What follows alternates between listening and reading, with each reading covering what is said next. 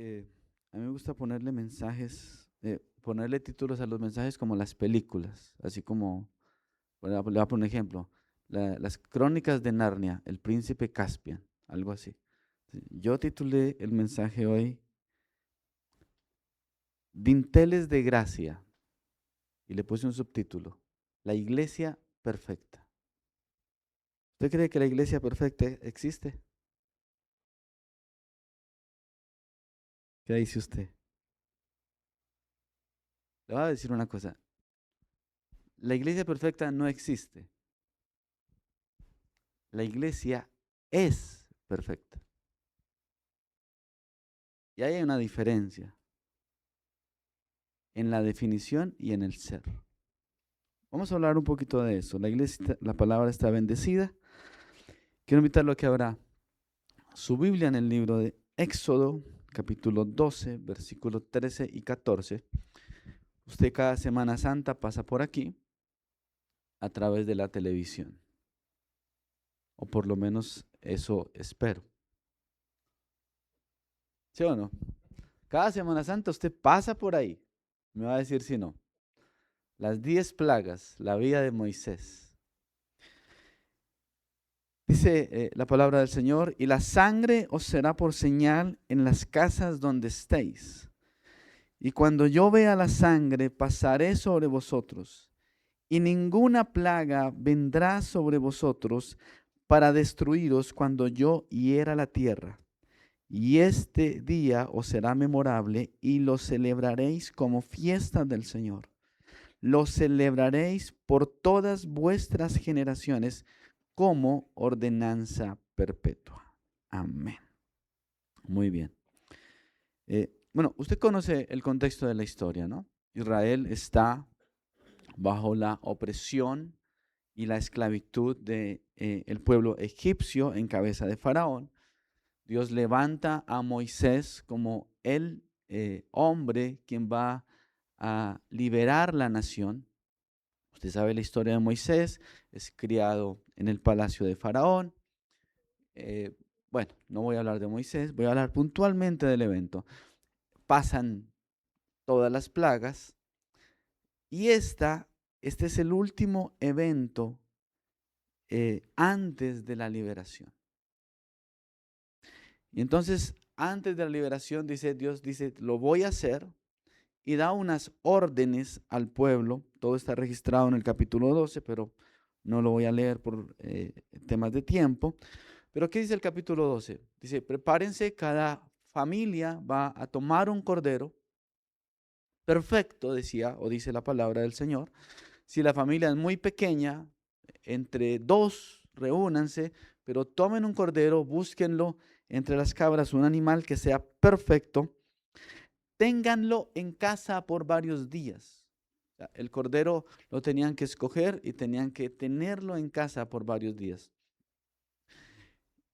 Y dice que determinado día tenían que sacrificar al cordero, tomar la sangre del cordero y poner en el dintel, en el marco, por decirlo de alguna manera, de la puerta, la sangre, y el cordero debían comerlo asado. Hay una palabra que usa la Biblia y dice, háganlo apresuradamente. Y estas son las órdenes, son las directrices del Señor. Y este es el contexto bíblico de poner sangre en los dinteles a partir de este cordero que ellos habían elegido. Pero como les dije, vamos a hablar de la iglesia. Ya vamos a empezar a enlazar todo, pero la iglesia perfecta, lejos está de ser una estructura física. La iglesia no es un edificio. La iglesia no es una construcción. Lo más cercano en la Biblia a la definición de edificio eh, en la Biblia es que es una edificación, dijo el apóstol Pedro, de piedras vivas. Pero lejos está, o sea, no es un tema de auditorios, no es un tema de lugares. Hemos visto hace unos años una iglesia muy representativa en Estados Unidos tuvo que vender su edificio más representativo por temas de finanzas, la Catedral de Cristal. La iglesia no es un edificio. Y hablando de la iglesia perfecta, pues lejos está de ser el edificio perfecto. Se puede ver muy buenas instalaciones, puede ver muy buenos equipos, puede ver muchas cosas, pero eso no determina que una iglesia sea perfecta. Tampoco está o está lejos también de ser una liturgia inolvidable. Ay, es que es tan bonito como suena. Ay, es que es tan bonito como cantan. Ay, es que es tan bonito como predican. La iglesia perfecta nada tiene que ver con una liturgia inolvidable. Tampoco con un sistema de crecimiento exitoso. Ah, es que aquí tenemos un sistema, todos trabajamos, mire cómo estamos creciendo. Historias se han escuchado de sistemas exitosos, pero liderazgos sin carácter. Tampoco está determinada por tener un liderazgo representativo o reconocido. Ah, como fulanito de tal va a ser, va a estar. No, eso tiene que ser bueno, eso tiene que estar ahí. Inevitablemente, cuando usted llega a un lugar, y ojo, porque según estadísticas, la mayoría de iglesias crecen no por un tema de evangelización, sino por un tema de cristianos que se aburren en un lugar y se van para otro, o simplemente porque un lugar se pone de moda y todos quieren llegar al lugar de moda. Entonces, la iglesia como tal, eh, alguien dijo, si encuentra la iglesia perfecta, de todas maneras, intente no ir porque la daña, dijo alguien, ¿no? Pero yo tengo que decirle que la iglesia, por definición, es perfecta. El tema es que nosotros no hemos entendido eso. ¿Quién estableció la iglesia? ¿El Señor? ¿Puede el Señor establecer algo imperfecto? No. O sea, por naturaleza, la iglesia es perfecta. Por definición. Por quién la hace, por quién la crea, por quién la establece. La iglesia es perfecta. El tema es que no hemos entendido. Y hoy voy a tratar de ser muy sencillo en el mensaje. No voy a hacer una clase de eclesiología ni teología de la iglesia, nada de eso. Voy a ser muy puntual, pero quiero marcar un fundamento de lo que puede ser o llegar a ser una iglesia perfecta. Y lo primero que tendremos que reconocer es que inevitablemente el problema de la imperfección de la iglesia o de lo que nosotros vemos como una iglesia imperfecta son, lo hablamos con el pastor Rubén estos días, nuestras expectativas. No falla la iglesia, falla mi expectativa. Ah, es que yo pensé que allá era así. Ah, es que yo pensé que allá no pasaba esto. Entonces, cuando usted llega a un lugar y pasa algo, bueno, bueno, eso no pasa aquí, en otros lugares, para dejarlo ahí como en... Y no le gusta algo, ¿cuál es la decisión simple? Me voy para otro lugar. Escoba nueva, dicen, barre bien. Entonces, al final de todo, tenemos expectativas. Pero ¿quién se planteó la expectativa? ¿Usted? ¿Cuál es la expectativa que usted tiene de una iglesia perfecta? Piense un momentico, reflexione. Un auditorio, equipos, multitudes, qué sé yo. Algunos dirán, no, pastor, yo quiero un grupo pequeñito. ¿Para qué tanta gente? Otros dirán, no, déjeme con mis amigos, eso ya está perfecto. Pero pregúntele al que canta si quiere un grupito de amigos. No, él quiere el escenario. Y ojo, nada de eso está mal. El problema es que la expectativa no me cambie el concepto de la perfección de la iglesia. Ah, pastor, es que la iglesia perfecta hace obra social. Y entonces la iglesia hace obra social y, y dicen, no, pero la estamos haciendo mal porque no estamos ayudando a los de la casa primero. Y siempre, escúcheme, todos tenemos una expectativa de lo que es iglesia. La gente llega a un lugar con expectativa. Ah, pero es que si el pastor es fulanito, eso tiene que ser. Y resulta que el pastor es un humano común y corriente.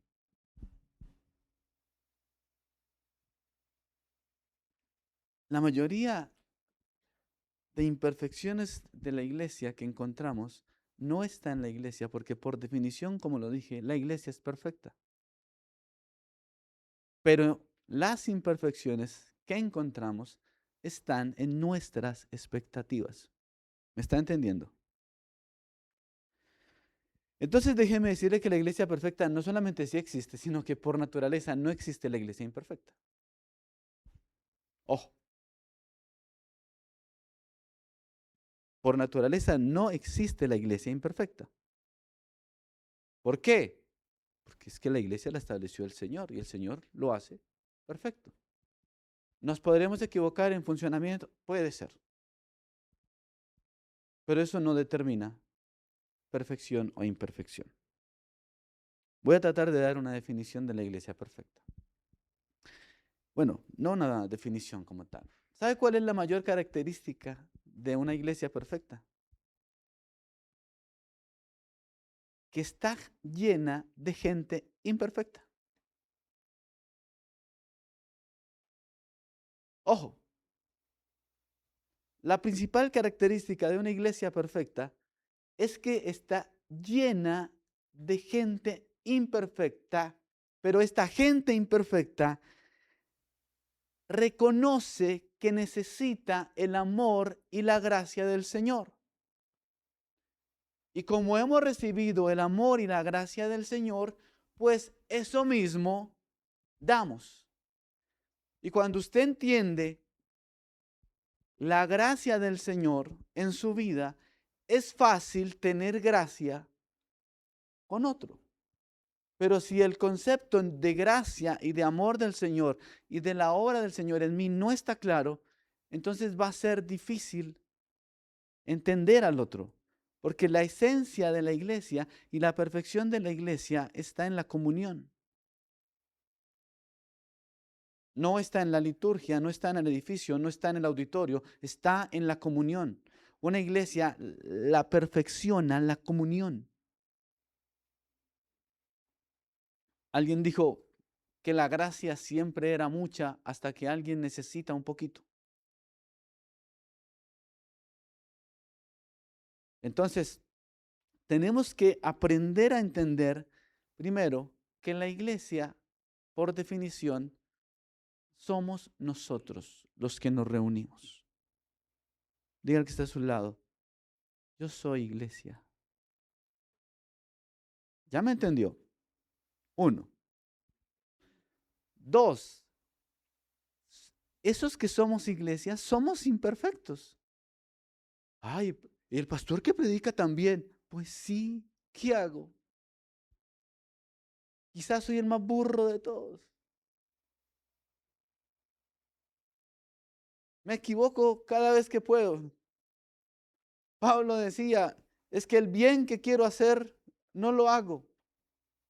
Y el mal que no quiero hacer, ahí corro. Entonces, la iglesia somos nosotros, pero tenemos que reconocer que somos imperfectos. Pero también tenemos que saber que hemos recibido el amor y la gracia del Señor, que nos transformó. Y si yo he recibido eso, ¿cómo tengo que ver al otro? Igual. Aquí empiezo a hablar del tema.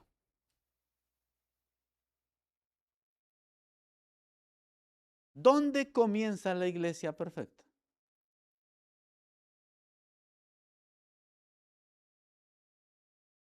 El Señor, a través de Moisés y Aarón, empieza a establecer una serie de pasos. y lo primero que hace es por casas, por familias. Ojo, la iglesia perfecta comienza en casa, en familia. El diseño de Dios de iglesia no comienza en un auditorio, comienza en casa. Por allá en Hechos dice que la iglesia se reunía en casas. La iglesia perfecta comienza en casa. Y si comienza en casa, quiere decir que comienza con papá, mamá, hijos, etcétera, etcétera, etcétera. Ahí comienza la iglesia. Si no nos obligamos como iglesia a establecer tiempos de comunión como familia, entonces no vamos a ser la iglesia perfecta. Porque la iglesia perfecta comienza en casa. Y el Señor dijo, reúnanse en casa. Y es más, dice, oiga, y si es muy pequeña la familia, invite al vecino. La iglesia perfecta comienza en casa. El primer lugar donde Dios quiere expresarse es la iglesia, pero en casa. No, es que aquí venimos y le evitamos todos. Usted entra aquí y ya usted le cambia, dice, uy, no, aquí toca portarse bien. Y pues gracias a Dios lo vemos solamente 2 horas. Pero en casa, ¿cómo lo ven? Y el vecino, ¿cómo lo ve? No sé si me está entendiendo. La iglesia, entonces el Señor le dice, por casas, por familias, busquen un cordero. Las casas son la expresión de la obra de salvación del Señor. Las casas son la expresión de la obra de libertad del Señor. Las casas es el fundamento sobre el cual el Señor cumple su propósito. Es a través de las casas que el Señor encuentra formas y encuentra maneras. ¿A dónde llegaba Pablo a predicar? Pablo no llegaba con su manager. ¿Qué iglesias me van a dar aquí hoy para predicar? No, lo quiere invitar a comer fulanito. Pablo decía, yo voy. ¿Y qué encontraba allá? Gente con necesidad del Señor. Y entonces cuando Pablo llegaba allá, decía, yo vengo a pintarles el dintel de su casa. Y cuando entraba, no había nada, pero cuando salía, un dintel quedaba pintado. Y hacíamos la obra del Señor. O así hacía Pablo la obra del Señor. La casa es muy importante en el plan de redención del Señor. Por tanto, mi casa es importante en el plan de redención del Señor. Y hablo de su casa. A ver si lo puede decir conmigo. Diga, mi casa es importante en el plan de redención del Señor para esta ciudad. Le voy a contar una anécdota. Aprovecho que mi esposa está lejos. Una anécdota de soltero. Si estaba soltero, pues no les puedo decir mentiras.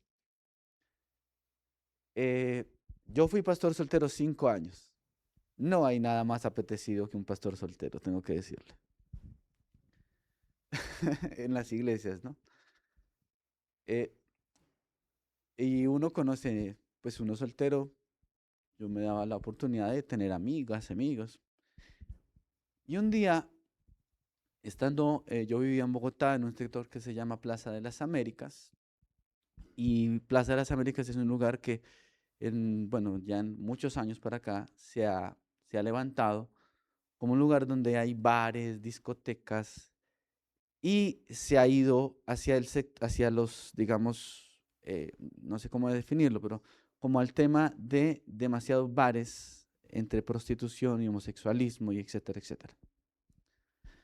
Y había una cuadra particular ahí casi sobre el centro comercial que le decían, o le dicen todavía, no sé cómo, hace rato no voy por allá, le dicen cuadra picha.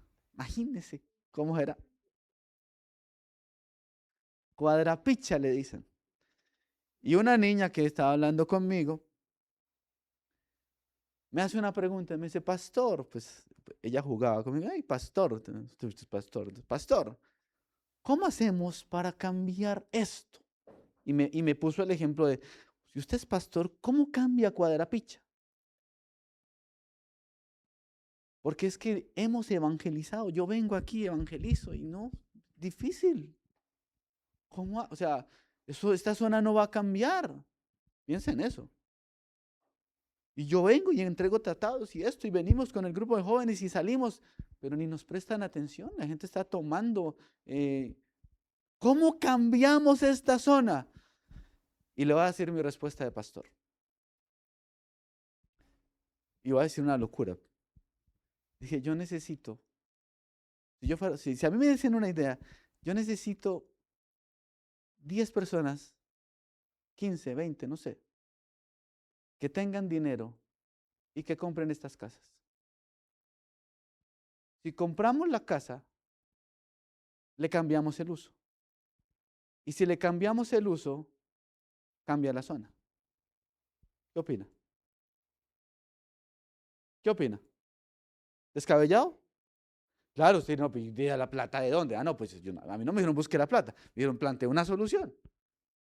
Y yo dije, simple, si consiguiéramos 10 cristianos, 20 cristianos, que compren estas casas y que saquen el destino que tenía y empiecen a poner negocios, etcétera, lo otro, pues el destino va a cambiar. Y es simple. En el reino de Dios, un metro de tierra que le quitemos a las tinieblas es un metro de tierra que va a ser del Señor. Y su casa, gracias a Dios, es un metro de tierra que le pertenece al Señor. ¿Y por qué su casa es importante? Porque su casa está al lado de otro metro de tierra, que quizá no le pertenece al Señor. Entonces, cuando usted coge su casa y dice, voy a ganarme este pedazo de tierra y vamos a conquistar territorio, y cuando hablo de territorio hablo de familias, entonces usted va a entrar y se va a ganar el vecino. ¿Me está entendiendo? ¿Sí me está entendiendo? Por eso es que su casa es importante en el propósito del Señor. Y no necesita que le mande el pastor, y no necesita que le mande un líder, y no, usted no necesita nada. Lo único que va a necesitar es un dintel pintado en su casa, y ya va a entender por qué se lo estoy diciendo, que exprese la gracia del Señor y que la gente conozca al Señor por lo que hay dentro de esa casa a través del dintel.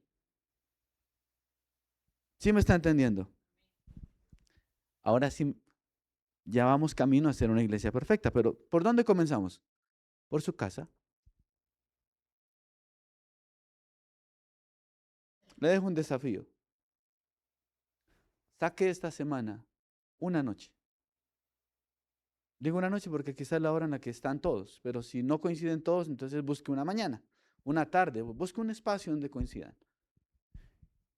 Y tenga un tiempo para pintar el dintel y comer el cordero con su esposa, con sus hijos. Y si es más valiente todavía, invite al vecino y dígale, quiero compartir un pedacito de cordero con usted. Y después de que se coma el cordero con él, dígale, oiga, tengo una familia más grande que se reúne en Mocagua. Vamos a comer cordero con ellos. ¿Me está entendiendo? ¿Me está entendiendo? Esto no requiere, escúcheme, esto no requiere una estrategia. Esto no requiere que yo diga, uy, vamos a hacer esto y vamos a movilizar. No, esto requiere ser hijo de Dios que ama la obra del Señor, que ha sido redimido y que sabe que otros deben ser redimidos. Simple. ¿Sí me está entendiendo o no? Por eso la obra del Señor comenzó en casa. Siempre comienza en casa. Quizá por esa misma razón es que el objetivo número uno del enemigo es lastimar las casas, las familias. Porque si logra lastimar una casa, una familia, está logrando algo que es el comienzo de la obra de redención del Señor. Pero si comemos el cordero, nuestras familias serán familias sólidas, establecidas en el fundamento. Pastor, y yo vivo solo, ¿qué hago? Busque a alguien con quien comer el cordero. Busque una casa, diga, oiga, ¿me puedo reunir con usted? Le dejo el desafío. Reúnase esta semana. Coma el cordero. Abra la palabra. Comparta algo. Si puede invitar a alguien, hágalo. Y nos vemos de hoy en noche aquí. Y me cuenta cómo le fue. Y me cuenta cómo va en la semana. Otra cosa. Esto que tengo, es muy importante decirlo, pero la iglesia perfecta tampoco está determinada por horarios. La iglesia funciona 24/7. No es que abrimos de 10 a 12. Y hoy salimos de afán porque hay final.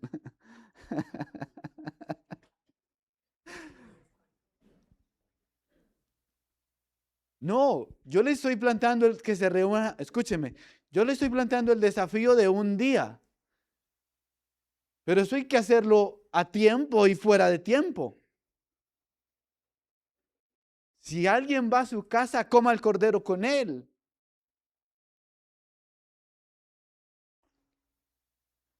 Comienza en casa. Ahora, piensa en esto. Y esa es mi manera de ver la iglesia perfecta. Porque la iglesia perfecta, yo ya le dije, por definición, la iglesia imperfecta no existe. Ojo con eso. Acuérdese de eso. Por definición. Porque si usted me habla de la iglesia imperfecta, entonces está diciendo que el Señor nos dejó la tarea a medias. El problema es que nosotros no hemos tenido claridad de eso. Y tenemos expectativas incorrectas. Y perdónme ser tan repetitivo. Ahora, piense, bueno, no piense, no, le voy a contar una historia del comienzo de mi ministerio. Casi no me gusta hablar de mí, pero cuando yo comencé el ministerio, soltero, 23 años, guapo, famoso, no mentiras, como decía, no, llegué a un lugar que literalmente cuando a mí me entregan el lugar era el garaje de una casa. Y tenía un letrero de iglesia. Decía iglesia, era el garaje de una casa. Llego el domingo, se reunían los domingos. Cuando llego, se reunieron más o menos 22 personas en ese garaje, que tenía una capacidad como para unas 45, 50 sillas. Se reúnen 22 personas. A mí ni me presentaron ese día. Predique. Cuando yo prediqué, terminé de predicar y cuando yo cerré los ojos para orar al final, dije, amén, todo el mundo se había ido. Me quedaron dos ahí que alcancé a saludar porque tenían carro y como que casi no les prendo y alcancé a ir y bueno. Y en esa semana empiezo a trabajar y empiezo a darme cuenta que de los 22 que fueron, apenas dos vivían cerca del lugar donde nos reuníamos. Y yo empiezo a hacer la tarea y empiezo a buscar dónde viven. Y entonces me doy cuenta que todos vivían lejos, en casas. Y empiezo a trabajar en casas yo, a hacer el trabajo una vez a la semana, visitaba una casa, teníamos un tiempo de oración. 5 años después, que habíamos comenzado en una casa, no sabía, claro, no fui yo siempre, simplemente fui al comienzo. Pero 5 años más tarde, nos habíamos ganado casi toda una cuadra para el Señor. Los diciembres en esa cuadra cambiaron. Ya llegaba la novena y hacíamos, era una novena bíblica y los vecinos se reunían en pos a estudiar la palabra en un barrio de Bogotá. Piensa en esto. Si queremos una ciudad diferente, necesitamos vecinos diferentes. Si queremos vecinos diferentes, necesitamos mostrarles el amor del Señor. Debo decirle, el pastor Rubén es experto en eso. Él debería darnos un curso de cómo entrarle a un vecino.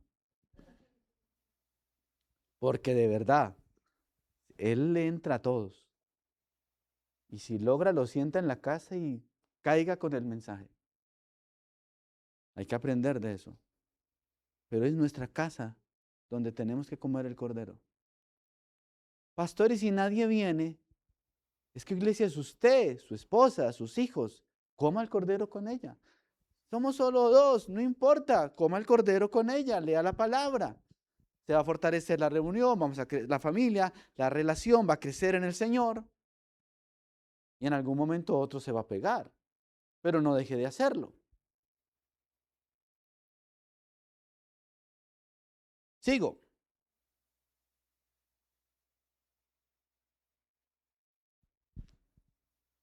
El Señor les dice, pinten con la sangre del cordero. Ok. Con los dinteles con la sangre del cordero. Pero usted sabe, por el contexto de la historia, que esa noche va a pasar algo terrible. El Señor iba a pasar con el juicio. Entonces, era muy importante que la familia estuvieran sus dinteles pintados con la sangre del cordero. Ahora, llega el momento,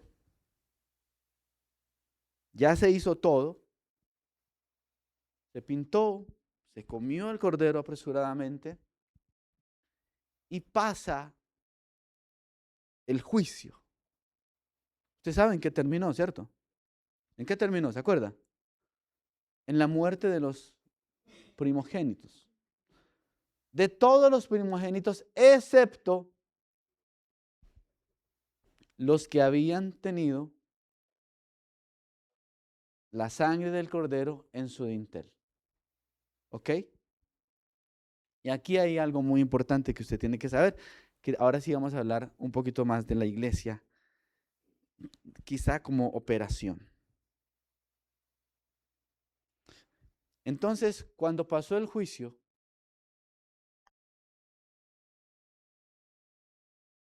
pasó la muerte, se encontró el dintel y dijo, aquí no entro. ¿Cierto? Pensemos en algo. ¿Usted cree que la gente que estaba dentro del dintel era perfecta? No.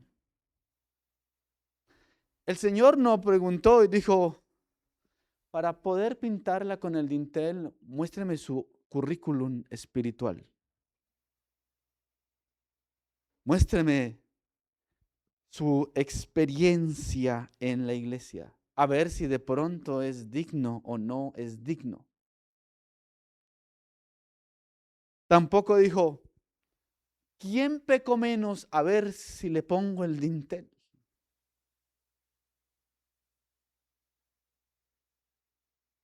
Solo hubo una señal que marcó la diferencia cuando pasó el juicio. Él no preguntó, ¿y usted cuánto aportó? ¿Y usted va a la iglesia todos los domingos? ¿Usted ora, hace su devocional? No. Y ojo, que esas son preguntas que nosotros hacemos. Y si no encontramos las respuestas, entonces decimos, uy, con razón. ¿Sí o no? Ojo. ¿Te imaginas que el Señor, para poder marcar el dintel, entrar y preguntara, ¿y usted pecó hoy? ¿Y usted ofrendó hoy? No. Escúcheme. La única señal era la sangre en el dintel. No importaba. Allá al otro lado había gente con dudas, con temores, con debilidades, quizá con problemas. Pero su única seguridad era la sangre del cordero. El Señor nos preguntó, ¿y cuántos creen que yo los voy a salvar? No, simplemente dijo, pónganlo.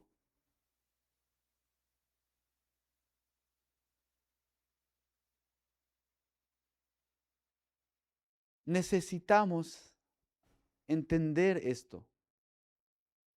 Porque en la iglesia perfecta no es mi experiencia, no es mi currículum, no es mi posición, no es mi don, mi dinero, mi habilidad. Lo único que me da cabida ahí es que la sangre del Cordero esté en el dintel de mi casa. ¿Y sabe qué es lo lindo de esto? Que me iguala con todos.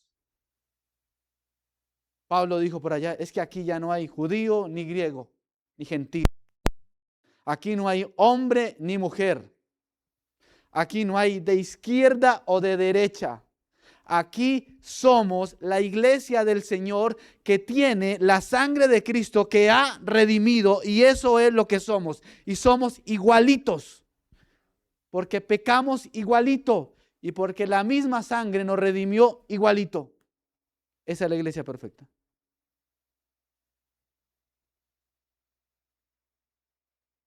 Qué lindo, ¿no? ¿Sabe qué quiere decir eso? Que todos tenemos también responsabilidades de hacer esa obra. Porque pues aquí voy a decir, a veces nos descargamos en el liderazgo. No, pues que ellos hagan.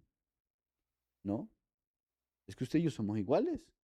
¿O es que mi sangre fue un poquito más costosa que la suya o qué? ¿No? Esa es una iglesia perfecta. Ahora,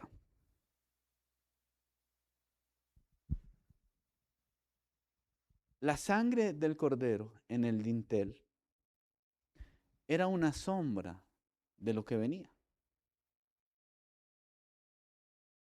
Primera de Pedro 1, 18, 19 dice, sabiendo que no fuisteis redimidos de vuestra vana manera de vivir, heredada de vuestros padres, con cosas perecederas como oro o plata, sino con sangre preciosa, como de un cordero sin tacha y sin mancha, la sangre de Cristo.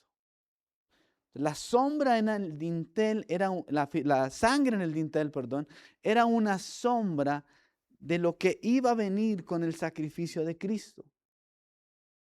Aquí hay un tema muy importante hablando de ser redimidos. Cuando se habla de la sangre del cordero, en el tema de la expiación, la palabra que se usa es cubrir. O sea, la sangre del cordero, de este cordero que estábamos hablando, cubría el pecado. No lo quitaba, lo cubría. Por eso año tras año había que cubrir el pecado con un sacrificio. Cuando Juan el Bautista ve a Cristo, ¿cómo lo define? He ahí el cordero que hay una diferencia en cubrir y quitar. Esa sangre en el dintel era una sombra de la realidad de Cristo hoy.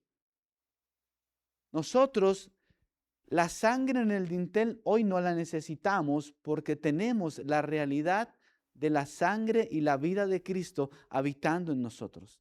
Por eso Pablo decía, escúchenme, ahora Cristo es nuestra Pascua. Entonces, entendido esto,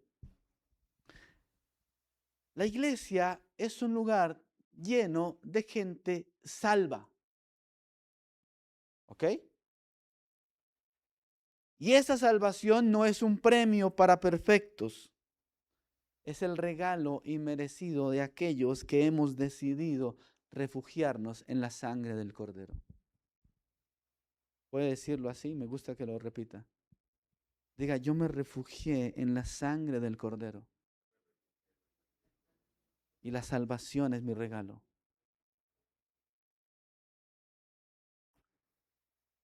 Entonces, la palabra redimir, ¿sabe qué es redimir? ¿Sabe qué quiere decir redimir? Eso es teología básica de la iglesia, pero me interesa. ¿Sabe qué es redimir? Pedro lo dice, ¿no? Pedro dice, no fuisteis redimidos. Ustedes no fueron redimidos. La palabra redimir es comprar. Fuimos redimidos por la sangre de Cristo. Fuimos comprados por la sangre de Cristo. Y si alguien me compra, ¿de quién soy? ¿De quién? Ahora, ¿cuántos fuimos comprados por la sangre de Cristo? Si me está entendiendo. Entonces, ¿de quién somos? Esa es la iglesia del Señor. Y si el Señor pagó un precio de sangre y nos redimió, nos compró, y de esa cantidad de gente redimida hizo la iglesia, ¿cómo es la iglesia? ¿Perfecta o imperfecta? Dígame.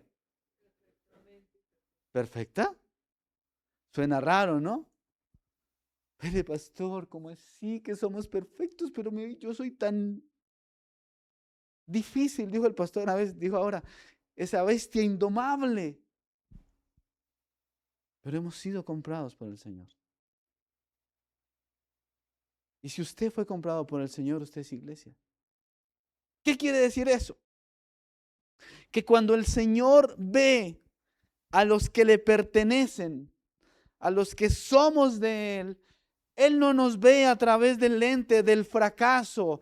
Él no nos ve a través del lente de mi falla, de mi pecado, de mis equivocaciones. Si soy de Él, Él me va a ver a través del lente del sacrificio de su Hijo. Él no ve la deuda, Él ve el precio pagado. Él no ve la condena, Él ve la obra de salvación. Y aquí está el asunto para la iglesia perfecta. Porque la iglesia perfecta aprende a ver al otro como lo ve el Señor. Y eso cambia todo el panorama. Porque cuando alguien falle, sin importar la falla, no veremos a través de mi lente, porque mi lente condena, mata, destruye, pisotea.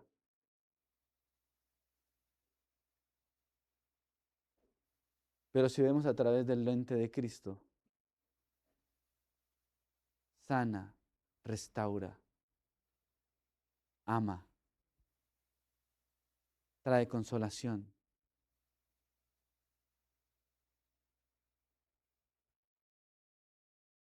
Esa es la iglesia perfecta. ¿Me está entendiendo? Esto me tiene que cambiar la perspectiva de la iglesia. Usted pasa por redes sociales y el flujo de información es brutal. Y hay personajes que se han dedicado a simplemente sacar casos a la luz de escándalos de cristianos. Noticia, era gente imperfecta. No estamos descubriendo nada. Y usted tiene dos opciones. Más allá de la información que tenga o que le falte de cualquier tipo de caso. Usted tiene dos opciones. Sacar el fariseo y juzgar. Uy. ¡Ja! Y predicaba hasta bueno, dicen. Y predicaba hasta bueno. Puede hacer eso. O puede decir, yo prefiero verlo con el lente de Cristo y que alcance misericordia.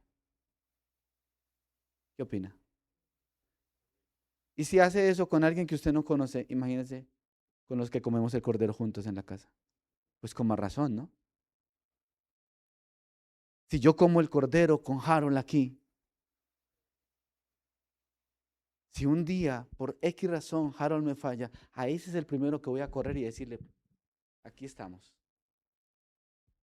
Y esa es la iglesia perfecta. Pero todo es el efecto de ver al otro como el Señor me ve. El problema es que, por eso yo hace 15 días creo que les decía, que el tema del carácter es un tema que tenemos que trabajar. ¿Y por qué Tenemos que aprender a vernos así.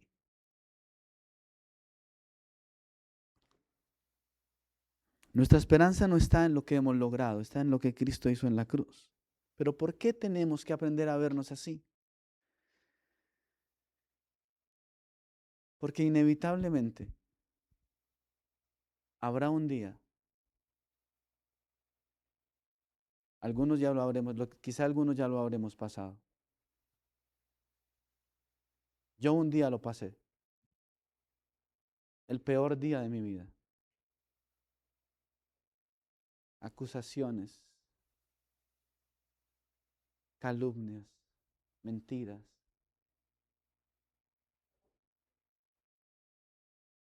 Y tuve que hacer una oración, como dijo Johnny ahora, sincera, genuina. Y mi oración fue, Señor, que tu sangre hable. Yo no tengo que defenderme. Que tu sangre hable. Escúcheme. ¿Por qué tenemos que vernos así? Porque inevitablemente va a llegar un día en el que usted va a necesitar que la sangre hable. Ese día no servirán las riquezas, el discipulado, la teología, las ofrendas que dio, el liderazgo que tuvo, la religión. Ese día no servirá nada. Ese día lo único que usted dirá es, Señor, que tu sangre hable. Porque cuando pase la muerte y lo que se quiere llevar por delante, y no hablo de la muerte física o de la muerte eterna, hablo de la muerte financiera, hablo de la muerte ministerial, de la muerte matrimonial.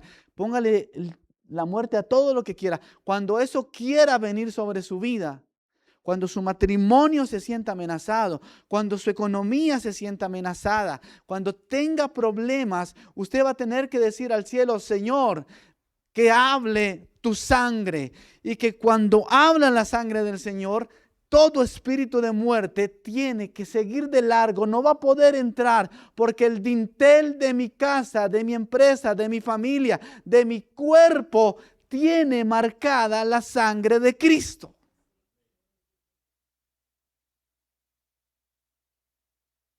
Algún día tendremos que pasar la noche oscura y la sangre va a hablar. Pero el otro también un día pasará la noche oscura y tenemos que dejar que la sangre del Cordero hable por él. Y si entendemos esto, entenderemos por qué la iglesia, por definición, es perfecta.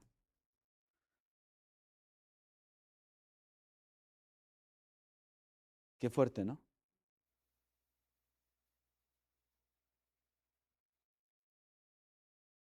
La sangre de Cristo no solamente cubrió nuestro pasado, también va a cubrir nuestro futuro. Su obra de redención, somos de Él. La sangre del Cordero puede cambiar cualquier situación. Escúcheme, la sangre del Cordero sigue hablando, pero necesitamos que esté en nuestros dinteles. Esa es la iglesia perfecta.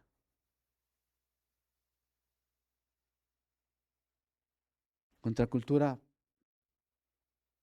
no pretende ser una iglesia exitosa. Puede que lo seamos. Puede que lleguen los números, pero sabremos que los números no nos dirán quiénes somos. Lo que nos dice quiénes somos es que yo pueda ver al otro cara a cara a través de la obra redentora de Cristo y en el día más oscuro de su vida abrazarlo. Y mientras tanto, comer el cordero juntos, viéndonos cara a cara a través de la obra de Cristo. Una iglesia perfecta, llena de gente imperfecta, pero comprada por la sangre de Cristo Jesús. Y si me permite agregar algo para la conclusión, que hace de su casa un lugar de salvación también, para con la sangre que hay del cordero que tenemos, pintar otros dinteles. Cuando usted logre pintar otra casa, tráigalo para acá y comemos juntos el cordero. Póngase de pie, por favor. Le voy a dar un dato. El mensaje me cambió anoche a las 8 de la noche. Tenía pensado predicar otra cosa.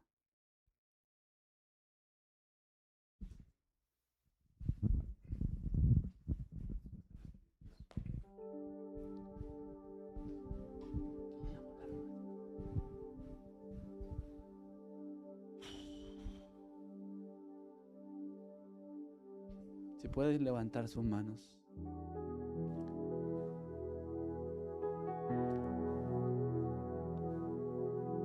Y decirle, Señor, gracias porque soy tuyo. Por redimirme. Por comprarme. No merecíamos, Señor. Pero es tu amor infinito, tu preciosa gracia, asombrosa, la que hoy me permite estar aquí, Señor. ¿Le puede decir gracias?